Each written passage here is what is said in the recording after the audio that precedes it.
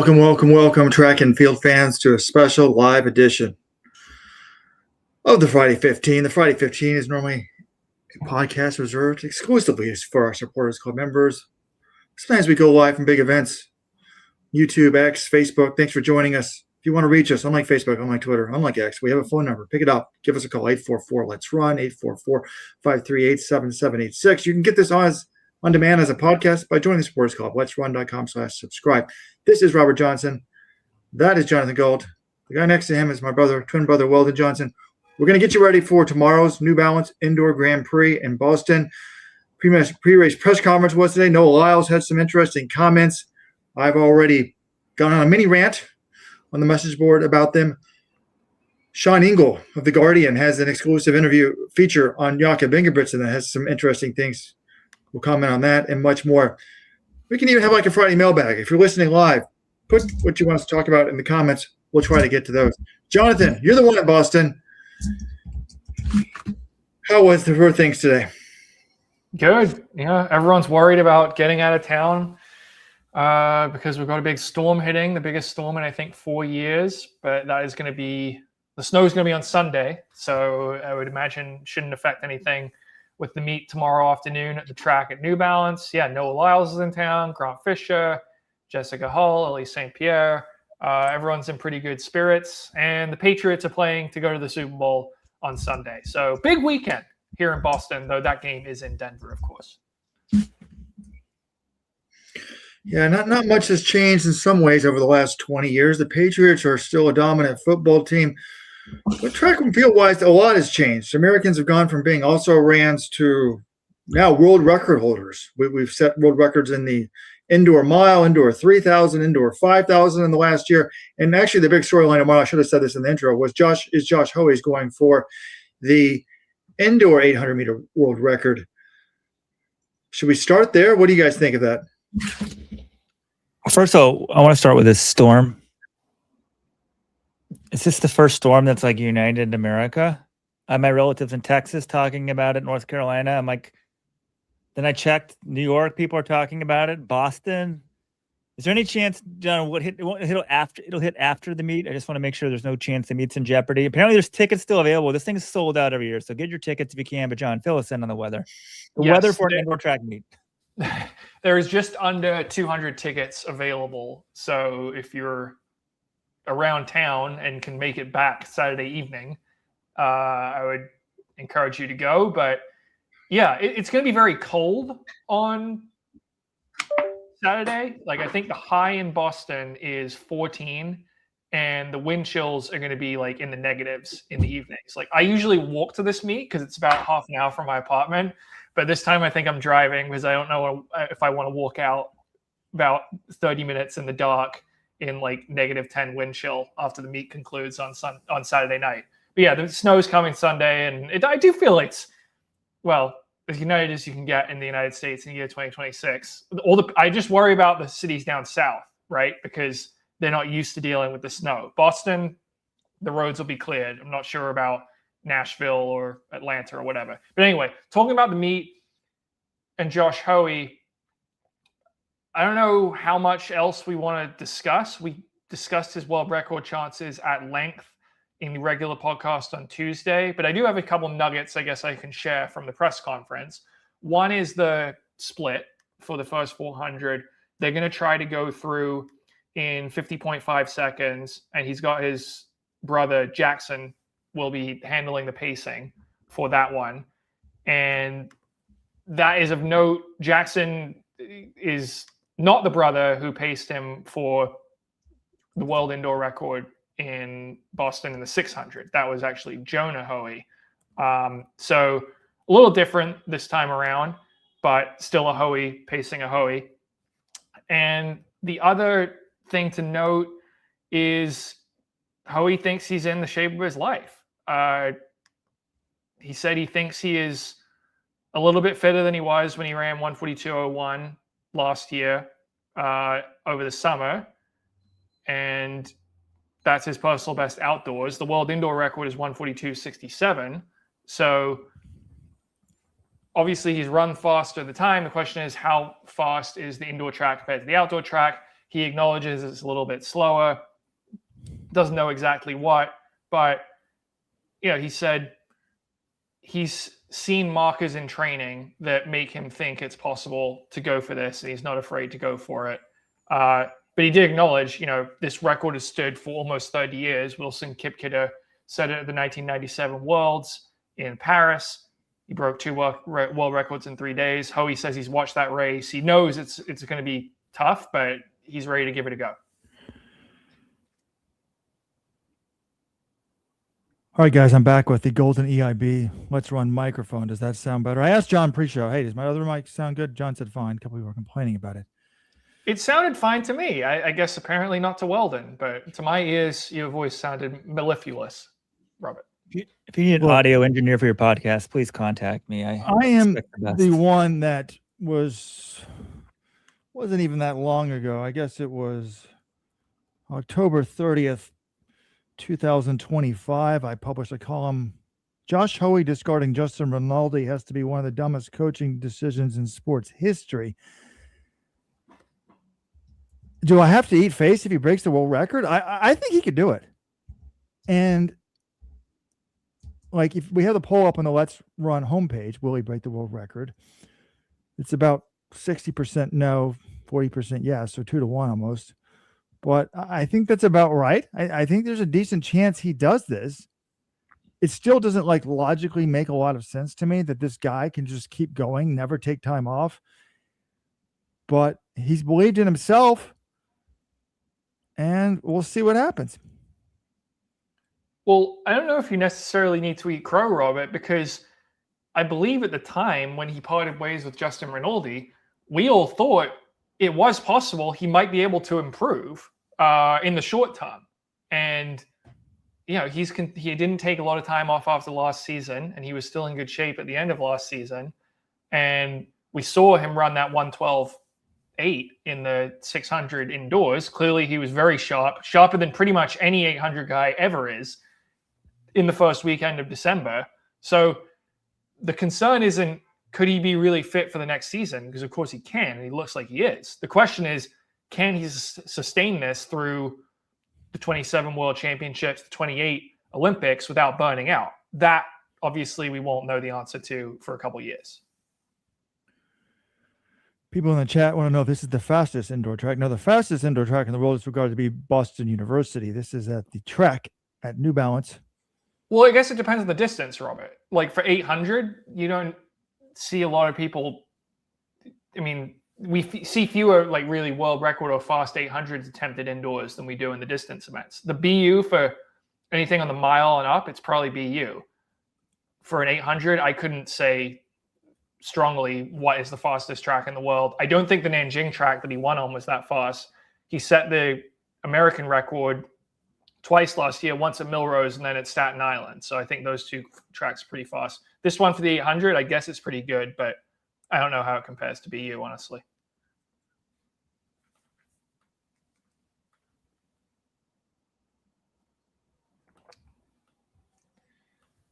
Oops, I was muted. It's a good, someone say in the comments, it's a good track, but wouldn't we assume a record would be broken at the best track? No, I think part of the world record of the indoors is not enough people go after it. Yes, this record was legendary, but I think if there was enough incentive now where people are running, we would see this thing go down. As to the tracks, we don't have enough of a sample size.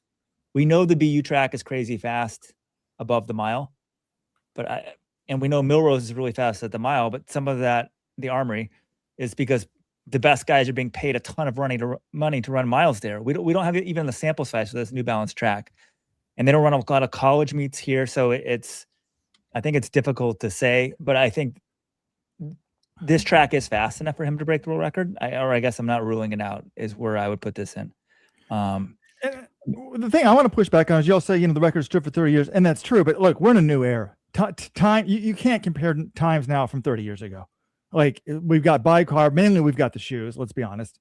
And it took a while for the times to come down in the 800 once we got the shoes. So maybe it was the bicarb and the shoes combined together. But the reality is 17 guys broke 143 last year. I mean, as recently as 3 years ago, nobody was doing it. Now it's very common. 11 guys ran faster than this time that he needs to break yesterday outdoors. Now, outdoors to indoors, I think it's about 3/4 of a second. Look, it's going to be close, but ultimately this guy will be judged about, I mean, he had an amazing year last year, didn't make the world's team, but, can he make worlds? Can he make Olympics? Can he challenge for medals? And that's to be determined. Was there any talk? Did anyone ask him, hey, dude, you're in great shape now, but why are you skipping world indoors? We're going to get into this in Lyles. I'm getting tired of these stars. Like I understand it. It's the way the sport is arranged. You're the ultimate free agent and there's nobody in charge that paying the bills. So you do what's in your self-interest. That's the nature of a large part of society in the year 2025. But it bothers me that on the way up, he runs world indoors last year. And then this year, when there's no outdoor world championships, he's like, nah, can't be bothered. No Lyles. Again, we'll talk about this in a minute. He may not even go to the ultimate championships. Like this is angering me. And people can say, oh yeah, you're the old man complaining about how it used to be. BS, man, BS. Like part of the free market is the fans and the media complaining about the stars. And if we put pressure on these guys and say this is BS, then hey, man, free market, put some heat on them and get them to show up. No one asked him about world indoors. He did actually say he would consider USA indoors. He's scheduled right now to run this meet and then Millrose in the mile next weekend. And it didn't seem like he was thinking that way when we spoke at BU a few weeks ago. Again, that's sort of TBD, but it's something I'll try to ask him next week after the race. I think one of the things, though, he did say at BU, he did not want to race as much this year as he did last year.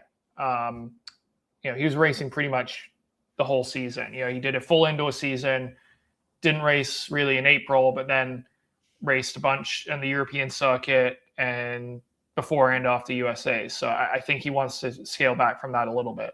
And that might be his way of moderating the intensity. Maybe he is going to think, hey, I don't want to go 100% balls to the wall the whole time. And if I am going to go really hard, if he's been training hard since December and he's running this race on January 24th, maybe he thinks, okay, this is good. I got a good hit out. I was training really hard. Now it's time to sort of actually reset and rebuild a little.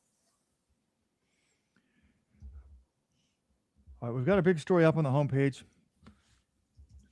Feature on feature is the right word. John has thought the most interesting thing at the press conference were no Lyles comments. And he's like, look, dating from 2021, we've had a global championship outdoors every year. Normally our sport for some reason has one off year every 4 years, which makes no sense. But because of COVID, we had a Worlds in 2021, 2022, 23, 24, 25. I mean, obviously 2 of those were Olympics. This year, there's no outdoor global championships. So Lyles said to you, hey, man, I've got some freedom. I'm trying to figure out what I want to do. And he says, here's my open challenge right now. If you're an athlete, and he doesn't just mean track and field athletes out there, and you've got an idea for a race, let me know. Reach out to me. Let's get it done. It doesn't matter what sport you're in. If you want to get your butt kicked by the world's fastest man, I'm happy to give it to you. I like that. Get some publicity for the sport. That's fine. I mean, to me, like the idea of him losing to an NFL star is ludicrous. Like he is faster than them. I think if you made it short enough, he could lose to them. But hey, more publicity is good publicity for me. I don't have a problem with that. What I had a problem with was the end of your article, John. And, last year when Grand Slam track was, planning on dropping $40 million on the sport, he's like, yeah, I'm not sure if I'm going to do it. They don't have a TV partner. Well, guess what? No, it's hard to get a TV partner when you're a new entity. Like, Rome wasn't built in a day. And on Grand Slam track, he says he's hesitant to commit for the same reason he chose not to compete in Grand Slam track. No, this is the World Ultimate Championships, to clarify, Robert. Yeah, sorry. They're having like a 1 weekend thing where there's no prelims. It's just the stars in Budapest. It's kind of like a mini Worlds. He's quote, if they want it to be successful, they've got to get the highest caliber athletes. In my opinion, the highest caliber athletes, you have to give them something that they're valuing or they can see the value. Sometimes it's monetary. Sometimes it's more engagement, a bigger audience. Personally, they haven't offered me anything that I see as valuable as lead. We've been in constant talks, but we are going to have to come to a decision pretty soon. As I'm planning out the schedule, I don't want to have this looming are we not going to go type of conversation throughout the year. Come on, man. Like that to me is like reminds me of like a billionaire saying like, oh, I don't have enough money to buy a second pro sports team. Like, you got to get something of value. Guess what? There are tons of athletes dying to get into this meet. Yes. You know, I mean, I guess I shouldn't just expect like the rich of the rich to do it with no appearance fees and no prize money. But I read that. I'm just like, do we have to have this every year? Like some guy acting like he's way bigger than the sport. It just kind of rubbed me the wrong way. It puzzled me, honestly, those comments, because the prize money is the biggest we've ever had for a track meet, $150,000 for first place. And Lyles has an entry in both the 100 and 200 because he's the reigning world/Olympic champion. So he's already qualified in both events. That's a huge amount of prize money. It's 15 times what you get for a typical Diamond League. So you've got that. And I think in terms of the other things Noah's looking for, he wants exposure and the ability to promote his brand and like that sort of thing. And he wants eyeballs on him. I think the World Ultimate Championships will have that. It's a World Athletics Series event. So World Athletics is going to be putting this on TV. That whole thing Seb Coe says every year when he talks about this thing is it's made for TV. So they're really pushing, like they're trying to make this a big thing. They're trying to make all the stars show up because they're giving out buys to the world and Olympic champions. And they've already signed on, Mondo Duplantis is committed to it. They've signed on Usain Bolt as an ambassador to promote it. And from what I've seen so far from some of the big names, they do seem interested in like, hey, I'd like to do this. Like, I'd like to qualify. So I think the quality of the fields is going to be really high. Like, I'm struggling to see what else they could offer aside from just coming out and, you know, staging a full world championships at the end of the year. So I would have to think the more he looks into it, like it seems to have a lot of the things he would want. Johnny wants cash. It sounds like he wants cash. You said Mondo has been signed on as an ambassador. That means Mondo's getting paid extra cash. Now that's the problem, right? Look, I get it. These guys want to get paid, but and the 100-meter winner should be treated probably better than the 5K winner, get more money. And that's not how the sport's set up, but we're like the steeplechase isn't even at this thing. So I get it. But at the problem at some point, are you doing something more for the sport? If these guys never race and he just wants to race NFL guys, it might make him more money, but where does the sport go from here? And we just keep falling back to these structural things with the sport. There's very little incentive for people to race anywhere. And so they find like what is in it for them, which makes sense, but you just keep coming back to these problems. Fortunately for everyone, the World Championships and the Olympics, they mean enough culturally that athletes show up for them. But otherwise, it's just like, well, okay, well, this thing, 150 grand, he probably can make more than 6 figures for sure just to showing up at a meet. So it's not that appealing to him, John. It's just like, correct. Nope. That's the part that I think John's ignoring is this guy's getting paid under the table, or not under the table anymore, but like he's probably getting close to 6 figures, if not more than 6 figures every Diamond League he runs. No, I think he might have seen what happened with Mondo. They brought him on and say, hey, I'm as big a star as Mondo. I want this. And he's one of the guys in the sport where I'd be like, okay, I get where he's coming from. Like Noah Lyles is a huge star. And I think World Athletics, it is in their best interest to have him attached because, you know, if you sign Noah Lyles to a meet, he's going to do all the media. He's going to talk about it. He's going to promote it. Like he likes getting eyeballs on things that he's doing and races that he's running. So yeah, I don't know what the exact numbers they're haggling over, but I think it's in both parties' best interest to make this happen. But do we start paying? So we start paying the stars to show up at World Championships? I mean, where do you draw the line? Well, like, I draw the line at World Championships. No, you don't. You don't offer an appearance fee, and they don't have to because the shoe brands aren't like the shoe brands. Essentially, the way contracts are structured, you have to run Worlds and the Olympics. But in some ways, I was hoping athletes would take this meet serious enough that it would be sort of like at that level. But I guess perhaps that was naive. It's just a bit frustrating. I would like to know just a few meets everyone's going to be at. It would be a fun segment Who's a bigger star, Mondo or Noah Lyles? I mean, Grand Slam track didn't have any field events, but at some level, Europe, I think in Europe, it's probably Mondo, right? Definitely in Europe, he's a bigger star. And the one thing that's guaranteed about the pole vault is, like, Mondo's going to be entertaining them for like 30 minutes to an hour and bringing the house down. Basically 100% of the time he's going to be going for the world record at the end of the season. Whereas Noah's race is over in 9 seconds. Now, there's nothing like the drama when those 8 men line up on the start line of a men's 100 meter final. Like, that is the greatest 9 seconds in sports. But yeah, whatever. Look, we're never going to solve the marketing of the sport.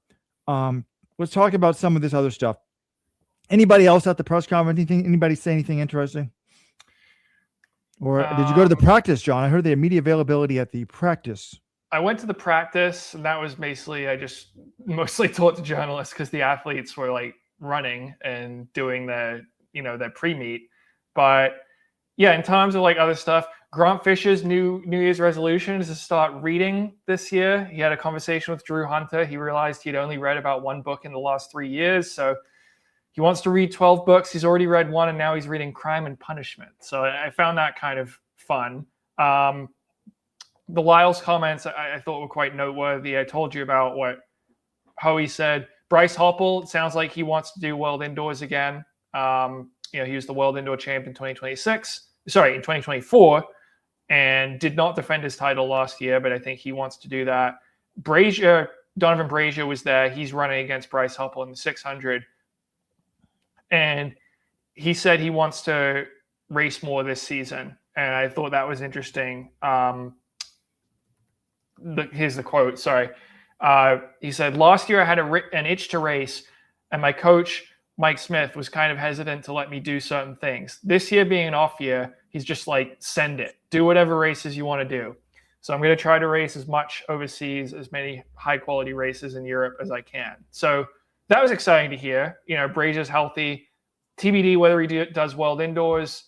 But, I think it's exciting to see him go overseas and just start running Diamond Leagues. We saw him run 1 last year, but I think we should see him run a lot more if he's healthy this year. I think sometimes the forest can be lost in the trees. One of my key skill sets when I was coaching the men of Cornell University to 13 Ivy League titles in 10 years. Again, I'm still not sure how that's possible. Was taking looking at the big picture. Big picture wise here, does this mean Brazier's healthy? Like, he's not worried about this injury coming back. Like, it's just full send now. Like, that is gone. Like Ingebrigtsen, we'll talk about Ingebrigtsen in a minute. I'm still worried that he's injured and he may never be better. Like, there doesn't seem to be any concern that Brazier's hurt, which may just be amazing. Like, is this the type of thing? It's like an ACL, and once it's healed, it's healed. I think that's their hope. I mean, talking to Donovan last year at these meets, he is well aware of his injury history. And I think he kind of realized, look, I'm not taking any of this for granted. I want to run great while I'm around, but I know, like, I might not be back in a year or two. Like, he knows that another injury could happen, but looking at the specifics of this thing and how it healed, yeah, he was predisposed to some of these Achilles issues, but it was essentially a bone injury, and there was inflammation and swelling around this bone, and it really just took a long time to heal up.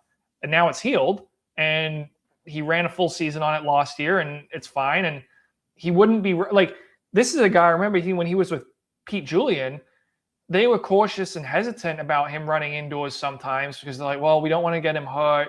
And remember in 2022, he ran that indoor season and immediately got hurt afterwards. So I wouldn't have been shocked if they just decide, hey, I'm never going to run indoor track again. I'm just going to focus on outdoors. So this to me says 2 things. 1, he's feeling confident and healthy about where he's at right now. But 2, it's a make hay while the sun shines things. Like, you don't know how long you're going to be able to stay healthy. So you might as well take advantage of it and race a bunch and do what you can while you've still got it. And I don't think that means they're going to overstress things. Like, I'm sure Mike Smith is going to be like, hey, look, we're designing training in a way that he's not going to get healthy. We're cognizant of these issues he's had. His whole team will be cognizant of that. But at the same time, Brazier wants to take advantage when he is healthy. He wants to make it count. There was somebody in the comments asking about Brazier in this Hoey race. I'm like, no, of course Brazier doesn't need to be in this race. And then just for a brief second, I wasn't thinking he's slated to run a full indoor season. I'm like, if one guy never needs to step on an indoor track again, I'd be fine if Donovan Brazier didn't. But they must feel very good about it, because I think that's sort of the one place I just there's more stress on the body indoors. The turns are tighter, so I think it's just a very good sign. Man, I would love to see this guy at 29, right? That's his age now. How many more years do you really have? I mean, granted, he doesn't have any wear and tear on the body, but how many more great years do you have at this? So I think the iron is hot. 2028, people are like, well, he'll be in his 30s. That's kind of crazy, but he's got God-given talent. And yeah, the mindset, I think, too. He turns 29 in April, so yeah, 29 soon. And normally you would say, okay, that's getting towards the end for an 800 guy, especially one whose game is based on speed and power. But if there is one benefit, he basically wasn't training at all for 2 full years. So if you're a believer in the training age theory, his legs might be a bit younger. You might think, hey, okay, he missed those 2 years. Maybe he can go all the way through LA 28 and not drop off very much. I just had to ban a commenter for calling me a douchebag. Didn't know we had that option. All right. People want us to be talking about Grand Blanks. I mean, we could be breaking these races down, but I think the big picture stuff, we can make a few predictions at the end. But look, big picture, we're just trying to get the big stories out here for our Sports Club members. By the way, if you're not a Sports Club member, join the Sports Club today. Let'sRun.com/subscribe. Get a free weekly bonus podcast every week. Much, much more. Look, we've known for a few days, John and I have, that Sean Engel had a feature on Ingebrigtsen. And it's come out today in The Guardian. And I loved it. I mean, as he said, like, he's just like he's in Ingebrigtsen's house watching Ingebrigtsen do a workout on the treadmill. Like, he's running 640 pace and ends at like 530 pace or something like that. And there's like, he's like, and there's no handlers, there's no PR people anywhere near. He's like, this isn't usual. And he called him like the most interesting athlete in the world, or most compelling. What was the line, John? Most compelling athlete? Or yeah, he opened the story by saying he is the world's most compelling athlete, which Sean covers other sports other than running. So that's high praise. Well, yeah, but he's also, when you get the exclusive, of course you want to play up the guy that you're doing. So yeah. I was like, is that true? But anyways, I'm glad that he got the access. I was a little disappointed the article didn't say anything about his injury. Is he over the injury? It didn't say anything about not running indoors. It just sort of was focused on sort of him losing these races. But there were some fascinating comments in here. Big picture wise, so I'm worried about the injuries with him. Is he injured? He's not running indoors, or is just whatever? Well, here's the money quote, Robert, about the injuries. That he didn't dive into it totally, but he said the Achilles is very good, but because of the last couple of years, I'm a little bit more cautious. So I'm prioritizing my fitness toward the outdoor season. That's a departure. Normally he races indoors, goes to Louvain every year.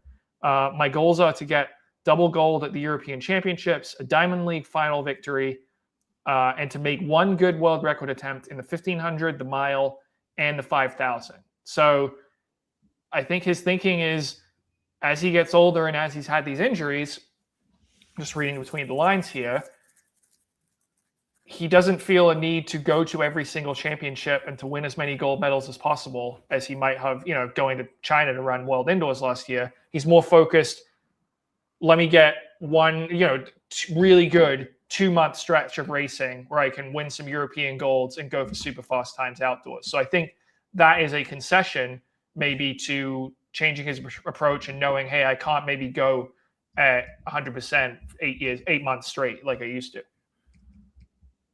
But the part I loved about the article made me feel like optimistic was this guy has not changed. Ingebrigtsen personality, arrogance, if you want to call it that, was out in full force. There are some crazy quotes in here. And some I think are completely beyond reality and don't believe it.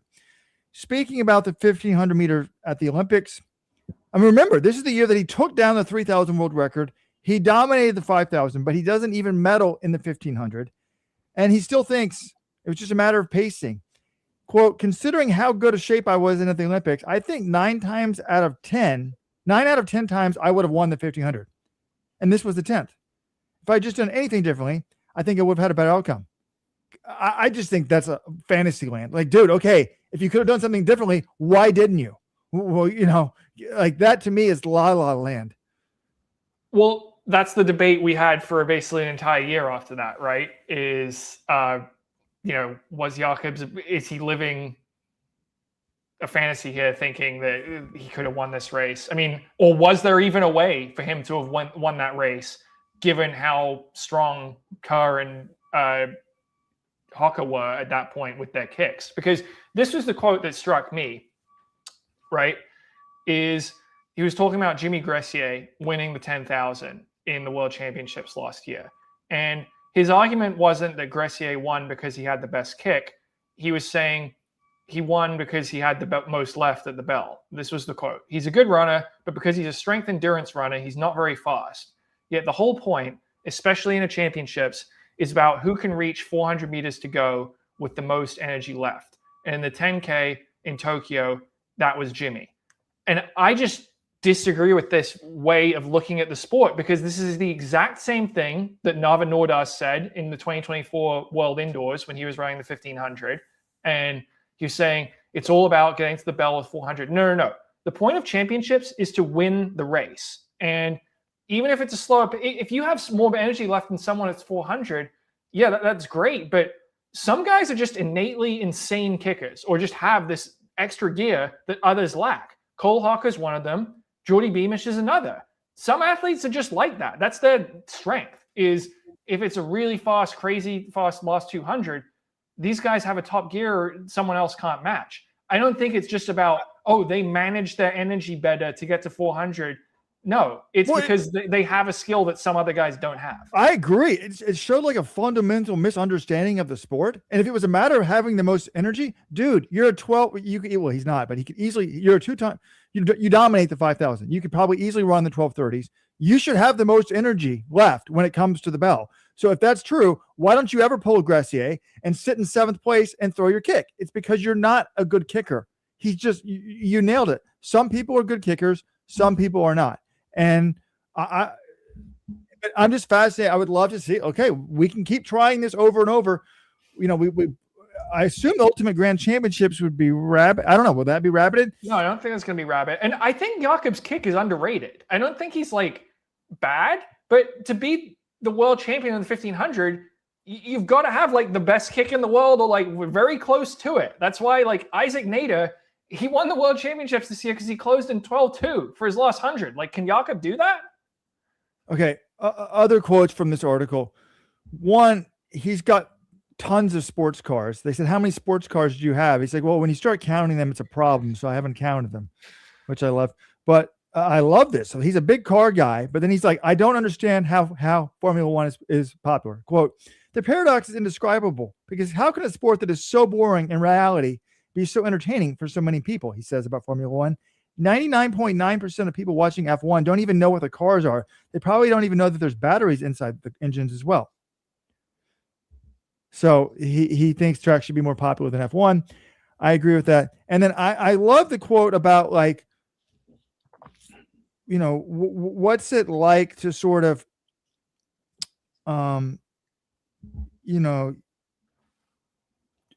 you lose these races and then do you just move on or what?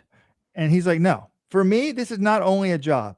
I've had this life for as long as I can remember. So in reality, it's not only I lost, let's go on. It's bigger than that for me, because it's such a big part of my life. Everything that I do, and I've always done as long as I can remember, has always been performance oriented. Like, I think some people like Todd Marinovich, whose dad raised him to be a QB, he felt burdened and didn't like it. Like this guy, he was raised as a robot to be the greatest runner in the world, but he's kind of embracing that and enjoying it. And I just like, okay. Another thing is he talks about 10 more years. Remember this nonsense 4 or 5 years ago? He may hang it up. He may not run. And I emphatically stated on this podcast, there's no chance this guy retires before 2028. Guess what? He's talking in 2026 about running for 10 more years. So I think sometimes it can be a burden, but I just love that aspect of it. I think, Robert, now that we have more information, I don't think I was wrong to sort of suggest, or the people who were suggesting like, hey, he might want to get out of the sport early.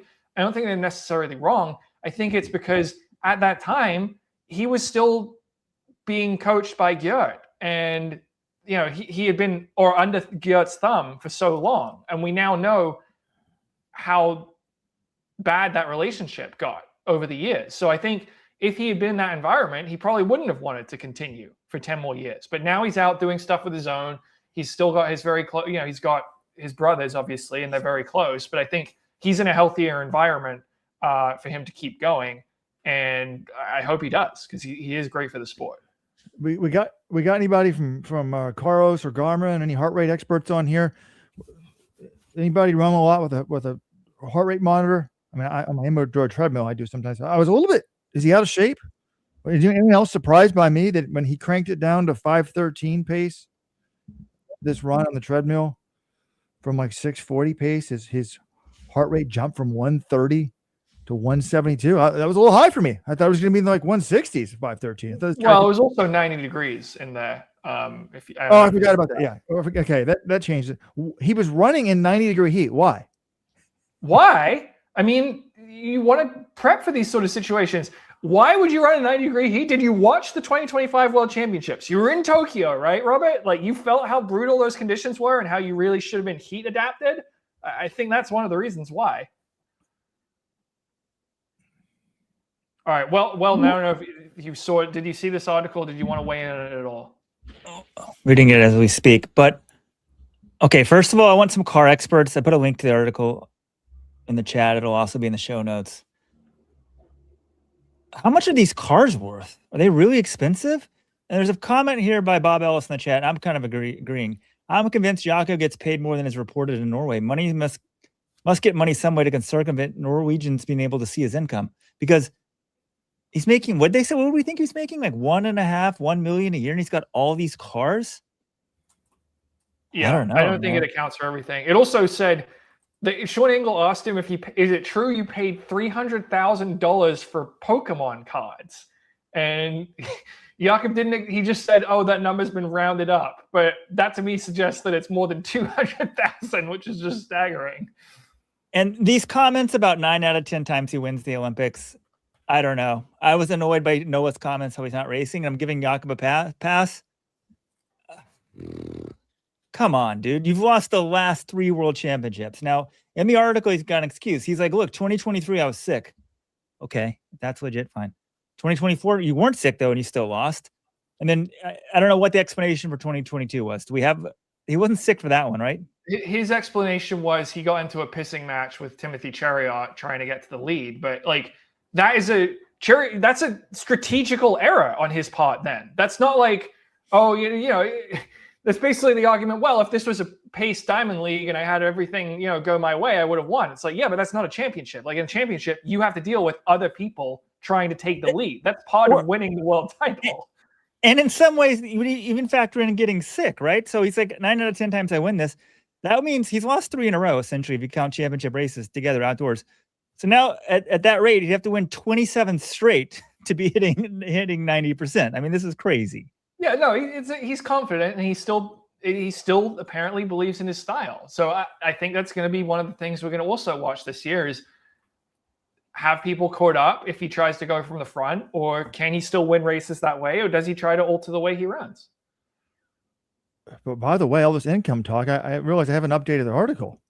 It must have slipped by me, because normally every November I find out how much you made in the Norwegian papers.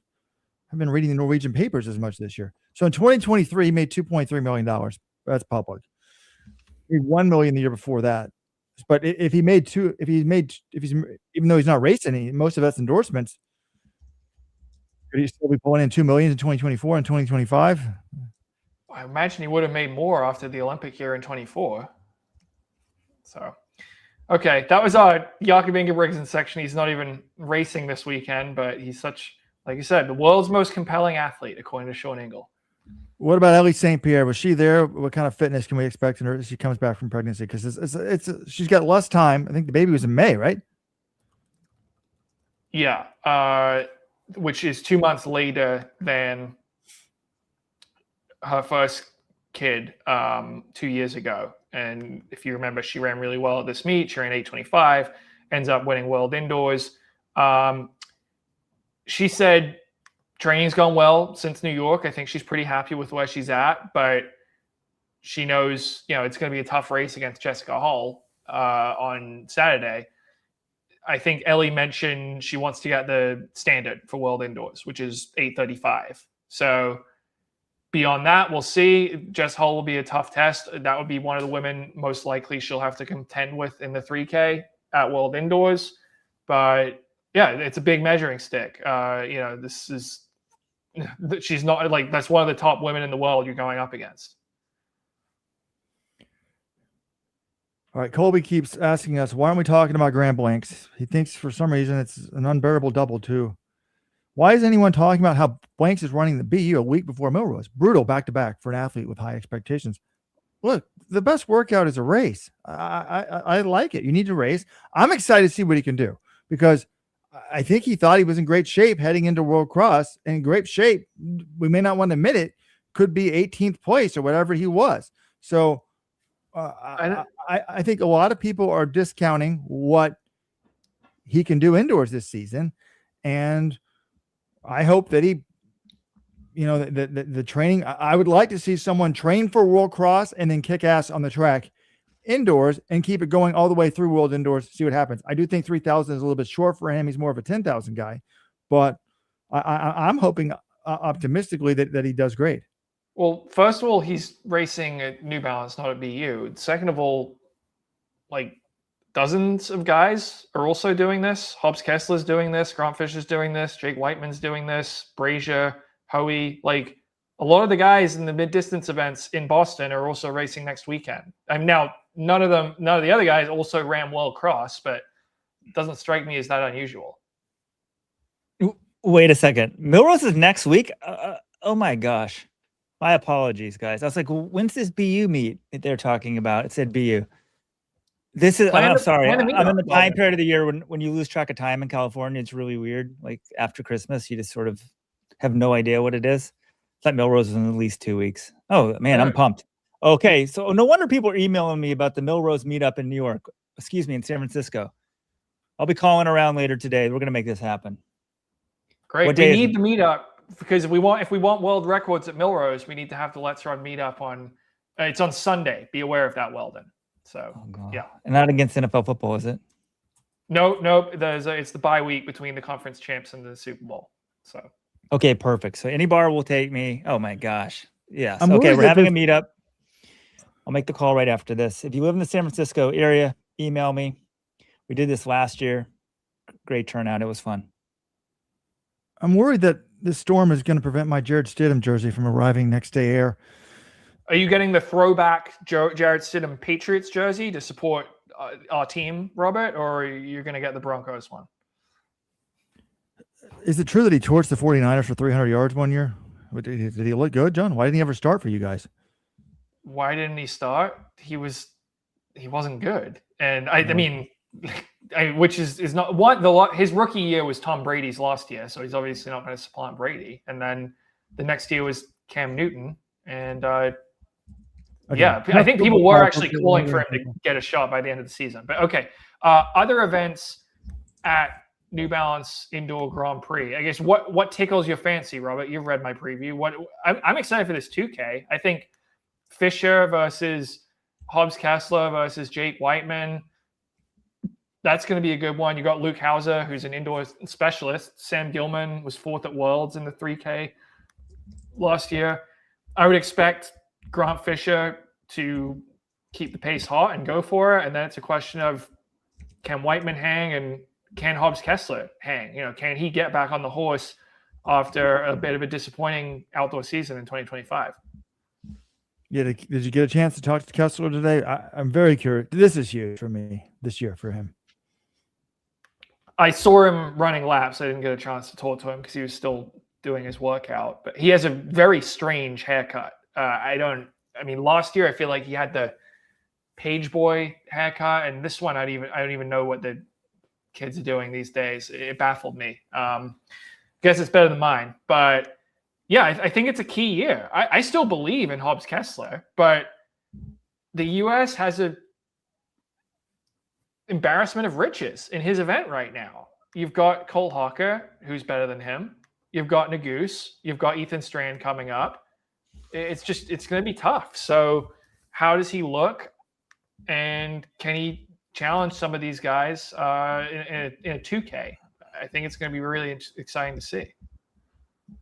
I mean, this really should be his wheelhouse, right?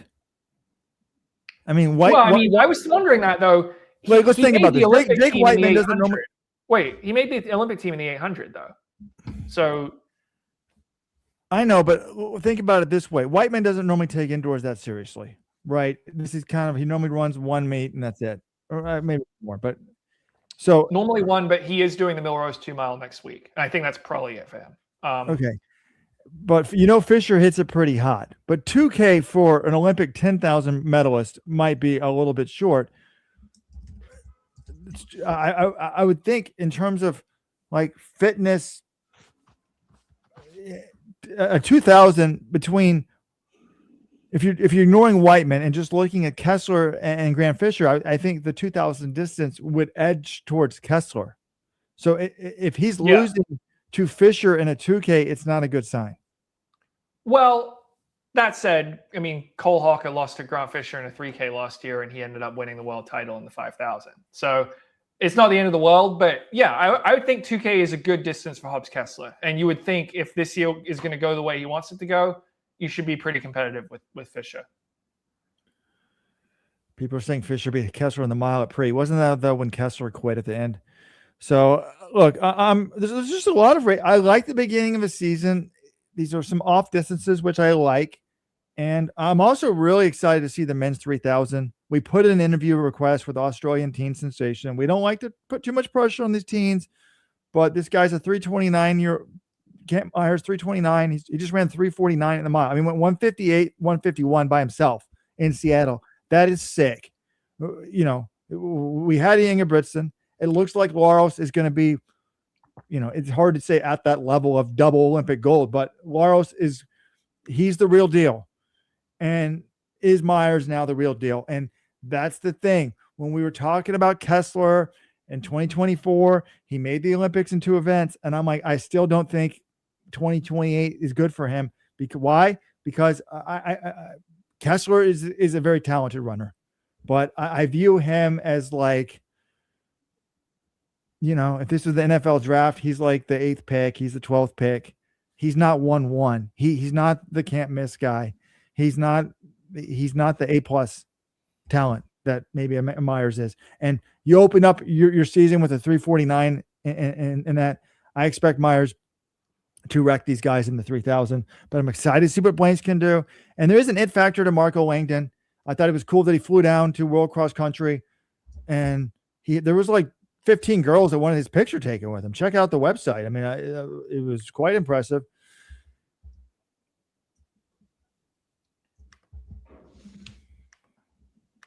Yeah, the only thing I was a little bummed by is that the men's 3K is before the TV window. It's at 2:12 p.m. Eastern time. And I'm not sure if there is going to be a way to watch that one. So that's Myers, Langen, Blanks, and then Andrew Kosker of Ireland who won that meet. Can you email the meet directors and say, can I live stream it? We'll do it on StreamYard. Just get your iPhone out and do that. I'm not sure they'd be thrilled with that, but I can. Why not? I can ask. I mean, I don't know, Robert. I'll have to ask them after we finish recording. Or just do it and don't ask for permission. Got to maintain relationships sometimes, Robert. I don't want to get my credential revoked. Okay. Anything else we wanted to hit from the New Balance meet? I guess one other thing we should discuss is Cooper Lutckenhaus is opening his season tomorrow in New York at the Dr. Sanders Scorcher. He's running the 800. I think someone on the podcast earlier this week predicted he was going to break the world record there. I don't know if Weldon had, taken any sort of funny substance before that, but I'm just excited to see how he does. I think that's going to be around somewhere in the 1 to 2 p.m. window. It's right before, but this is one of America's budding young stars, and it sounds like I texted his coach Chris Capo. I said, "What's the goal this season? What is he planning on doing?" And sounds like he'd like to run U.S. indoors, and if he makes the team, I think he'd like to run World indoors. I think he's still at the point in his career where making a team, doing something new like this is exciting and it's a thrill. So he's got a nice indoor schedule lined up. He's running tomorrow. He's running the 600 at Millrose, and then he will run the 800 at the Camel City meet, the Sound Running Invite on February 14th, and then USA Indoors. So I like it. I like to see these going after it, and I'm excited to see what he can do. John, that's so reassuring that he wants to do World Indoors. Maybe this guy can get so good and make so much money. He'll just show up at the meets, and he's obviously in the let's run mindset. Maybe we've brainwashed him. He's got our flag now in his room, apparently, or at least he took it home. But that would be so great. I mean, back to this Noah Lyles thing. Wait, you're a professional track runner. You don't want to run the most watched track meet of the year, presumably, unless it's some like exhibition versus some YouTuber. I mean, like at some point you want to run the big meets, no? Right. He's talking about TV exposure. I struggle to think of any other meets unless you are able to get some like primetime TV showdown against some, like you said, yeah. Okay, if he races some streamer, maybe that actually will get more eyeballs, but yeah. Probably in America. But one thing that's probably interesting about Jakob, is like he's international. So he thinks in championships. He's like, oh, you go to the big stage, the big races, and that's where everybody sees you. In America, it's like, who knows what if the ultimate championships are even going to be an NBC. I hope they are. But just being an American athlete, it's probably slightly different, equation. I'm curious. People are talking about Fisher, running these races. What about Fisher's going to run his half marathon debut here in next month or no, March? What do we think about that? Also trying to do this indoor season and doing that at the same time. And the thinking is also like he wants to find out what his best event for LA 2028 is. So I hadn't really thought about that he would maybe give the full marathon a go in 2028. Well, he's been talking a bunch about this debut, saying he doesn't want to just go to the roads when he's washed up on the track. He wants to give the roads a shot, or at least see what he can do while he's still in pretty good shape. So the time, it's an off year and he's turning 29 this year. So it makes all the sense in the world for him to run a half marathon. And yeah, I think he's saying, look, we'll run this and then evaluate from there. And he didn't rule out doing the 10K marathon double in LA like Galen Rupp did in 2016. So obviously he would have to make both teams and a lot of unknowns, but I think it makes sense for him to at least test his potential and see, hey, are my chances going to be better on the track, or are they going to be better in the marathon? I'm glad that he's doing this now and not waiting too long. I love it. That being said, I'll give you the answer. The answer is your odds are better on the track. But we'll see. We need the great ed talent going in the marathon earlier in their careers, then we can see. I mean, I know Molly Seidel and Galen Rupp did medal in the marathon, but I think I know you and Weldon don't like talking genetics. I mean, they had it on X the other day about how the Kenyans just have skinnier legs. Like, I think that genetically, I think the Africans are much better at the marathon. Relative. I was debating this. I mean, we've got to figure this out. We really should have David Epstein onto the pod, author of Sports Gene, because he talks about the leg discrepancies and stuff like this. But for the longest time, the Africans were dominating on the track. And then last year at Worlds, men's 1500, men's steeple, men's 5, men's 10, no African gold medals. And we're like, what's happened? Is it the super shoes? Is it the training? But it also could just be that the top African guys are hitting the roads early now for the money. And is it that simple? I don't know. But I was looking at the Tokyo Marathon field came out yesterday. And two of the guys in the field, one of them is like the 2019 World Junior Cross Country Champion, Mingeshu, or something like that. And the other one was like the World Junior silver medalist in the steeplechase. And these guys that guy is younger than Graham Blanks, than Nico Young. They're all born in the same year, but he's like a 202 marathoner or 203. So it's just, I don't know, man. Like, I guess the one beauty in the marathon is it takes a long time to train for it. Kenya and Ethiopia can only enter 3 each in the Olympics. So there's only 6 guys that you really, or I guess Uganda might have 1 or 2, 8 guys you really got to worry about, I guess, of all of these changes of allegiance.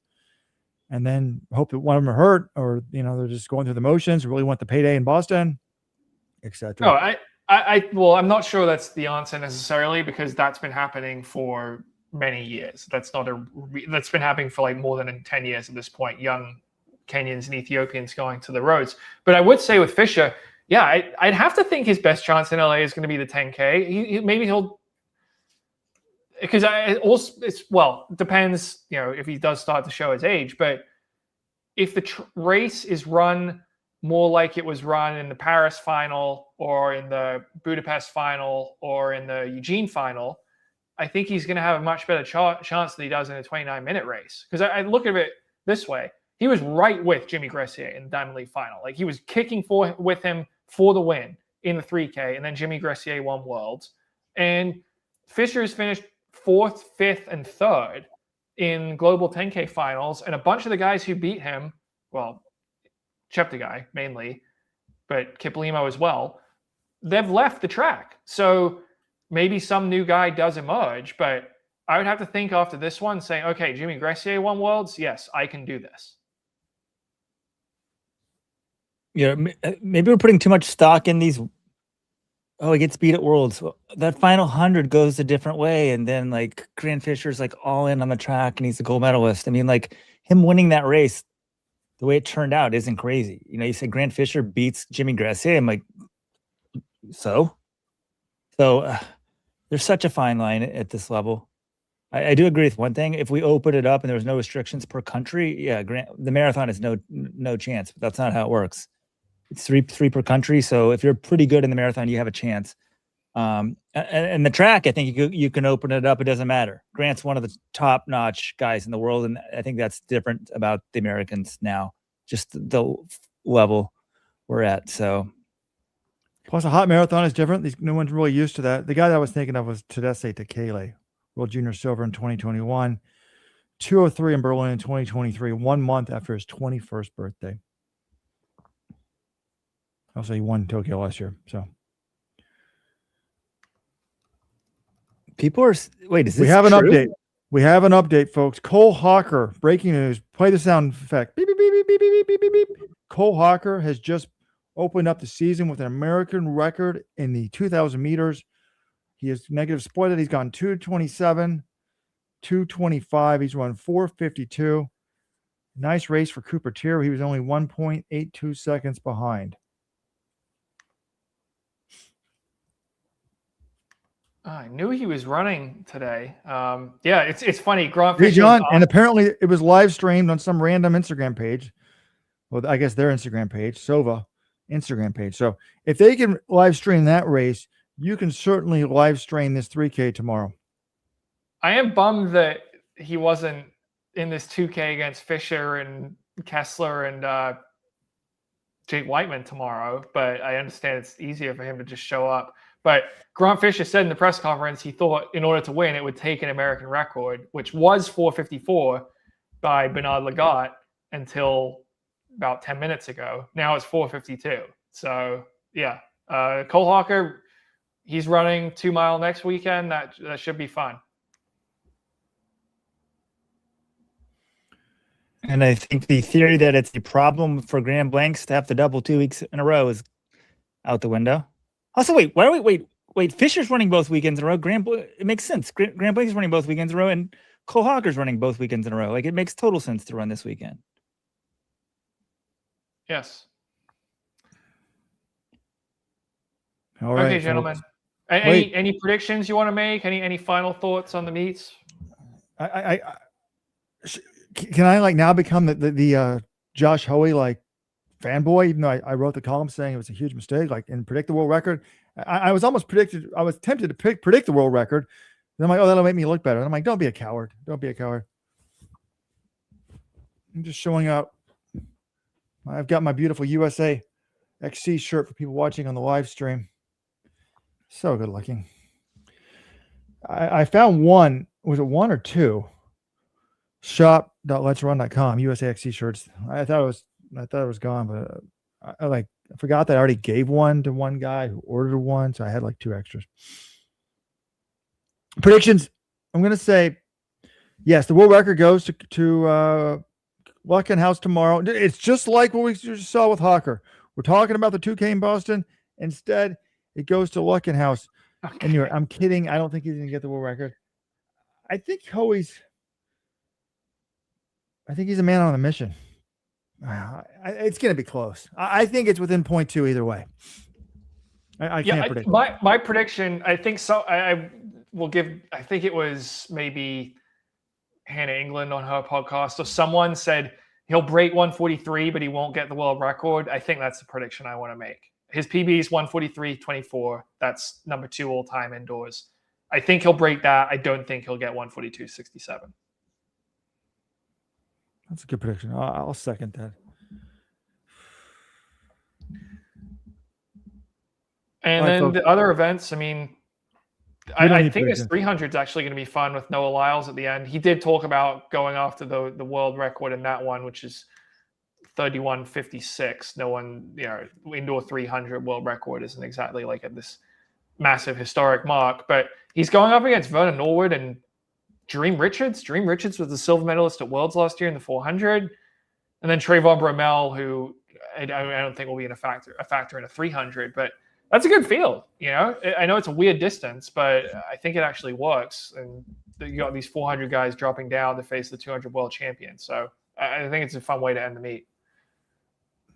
I didn't realize Richard was in there. So I mean, that's pretty cool. Friend of the podcast, Chris Lear, New Jersey legend.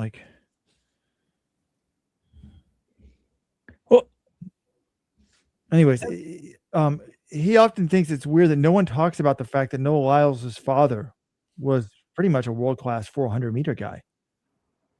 Like it doesn't. He never supposed to bring it up all the time. I mean, it was brought up plenty when he was first getting into the sport. Now Noah Lyles has surpassed him, so we just talk about Noah Lyles. But was he not raised by his dad? I do think it's weird. I think there's less talk about his father than you would think, given his dad's role in the sport. Yeah, I don't know when. He's grew up mostly with his mom. I don't know when they separated, but I think that's one of the reasons why is he, at least in high school, was living with his mom. All right, folks. I don't think we need predictions. We promised a 15-minute podcast, and we did over an hour. 15. Wow. And this American record was the very first. We just put up the times. Very first race, at the Hockey Invitational. Better show up early for that one. This 300, it's sort of crazy, right? Let's get back to this. Noah Lyles running a 300, off event, whatever, in New Balance. He's an Adidas athlete. And I'm like, wait, and he won't run the World Ultimate Championships? Oh, but wait, guess who puts on this meet? Mark Wetmore, his agent. Mark Wetmore, his agent. So everyone does a favor to their agents, or the agents maybe pay them more in appearance fee than they would get for their own athletes. Because Ray Flynn runs the Millrose Games. More of his athletes go to that meet. So there's so many conflicts of interest in the sport. I'm not saying this is a bad thing, but I'm just saying Noah Lyles is racing this weekend, no problem. In the middle of January at a 300. But it is on NBC. Yeah, to be fair, it's on NBC. It's national TV, and I would imagine he does get some appearance fee, but also Mark Wetmore's clients generally seem to like him and feel a lot of them show up to this meet year after year when they don't necessarily have to. I think they just enjoy being treated stars and doing this meet. He told me that he pays them the biggest appearance fee they get all year, so he matches their highest appearance fee. Yeah, well, that would be another reason for him to run then. Well, but then it's but also it makes sense, right? And then Noah Lyles, I guarantee you, there's a race this year. He goes to Florida and runs for free, and so it's just he did it last weekend. He ran in Gainesville. There's no way he was paid for that.